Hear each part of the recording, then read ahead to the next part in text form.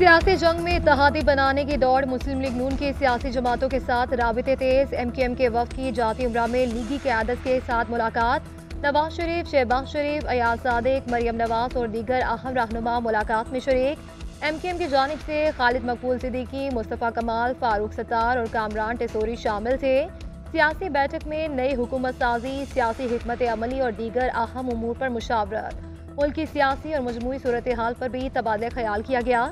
नवाज शरीफ और चौधरी शुजात की भी मुलाकात का इम्कान है। वफाक और पंजाब में ताउन की दरख्वास्त की जाएगी।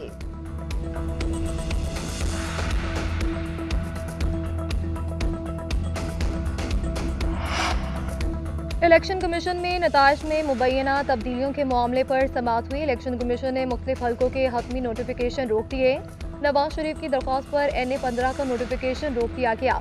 इस्लामाबाद के तीनों हल्कों के नताइज रोक दिए गए। NA-46, 47 और 48 शामिल। खैबर पख्तूनख्वा में PK 73, 79, 80 और 82 के हतमी नताइज भी रोक दिए गए।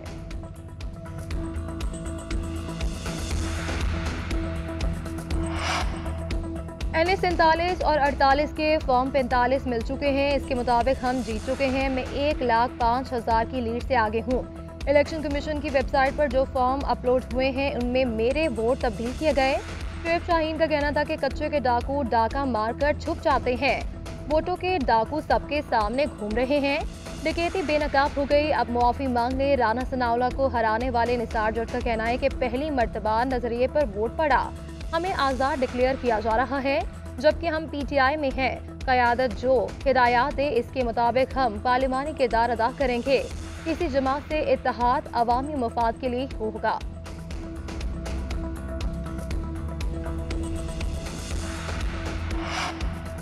इलेक्शन कमीशन ने नून लीग, पीपल्स पार्टी और MQM को सपोर्ट किया। सबके लिए लेवल प्लेइंग फील्ड नहीं थी। जाली इंतखाबात के नतीजे में बनने वाली हुकूमत भी जाली होगी।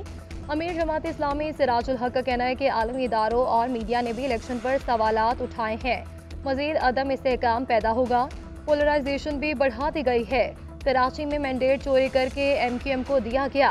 नताइज दुरुस्त न हुए तो एहतजाज इस्लामाबाद तक वसी करेंगे। सिराजुल हक का इंतखाबात में बेकायदगियों की तहकीकात के लिए गैर जानिबदार कमीशन बनाने का मुतालबा। चीफ इलेक्शन कमिश्नर के फौरी इस्तीफे का मुतालबा भी कर दिया।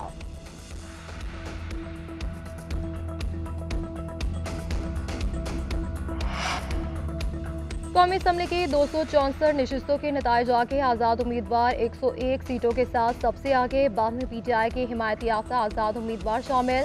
नून लीग 75, PP 54 और MQM की 17 सीटें, JUI 4, काफ लीग की 3, IPP, MWM, BNP, मुस्लिम लीग ज़िया की 1-1 सीट।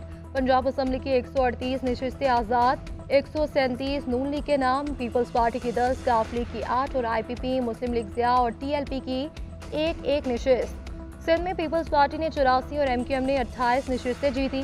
खैबर पख्तूनख्वा में 90 सीटें जीतकर आज़ाद उम्मीदवार सबसे आगे। बलूचिस्तान में पीपल्स पार्टी की 11, नून लीग और JUI की 10-10 सीटें, 6 आज़ाद उम्मीदवार कामयाब हुए।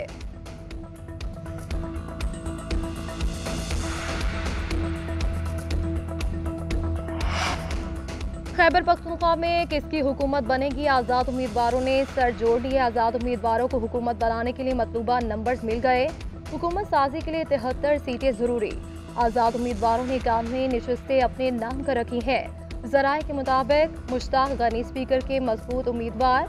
वज़ीर आला के लिए अली अमीन गंडापुर और अकबर अयूब नामजद। 3 दिन तक किसी जमात में शामिल न होने पर उम्मीदवार अगले 5 साल आज़ाद ही तस्वुर होंगे।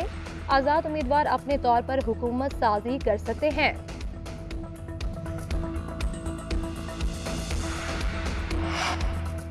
आम इंतखाबात कराकर मुल्क दुश्मन कुव्वतों का एजेंडा नाकाम बना दिया। तारीखी कामयाबी पर कौम, पाक फौज और इदारे मुबारकबाद के मुस्तहिक है।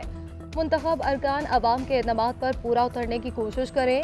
निगरान वज़ीर इत्तलात बलूचिस्तान जान अचकज़ई का कहना है कि पाकिस्तान को इस वक्त इंतशार और बदअमनी से दोचार करना दुश्मनों का एजेंडा है।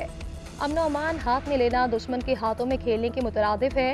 बास अनासिर इसी ताक में बैठे हैं कि आग भड़का कर दुश्मन के एजेंडे पर चले।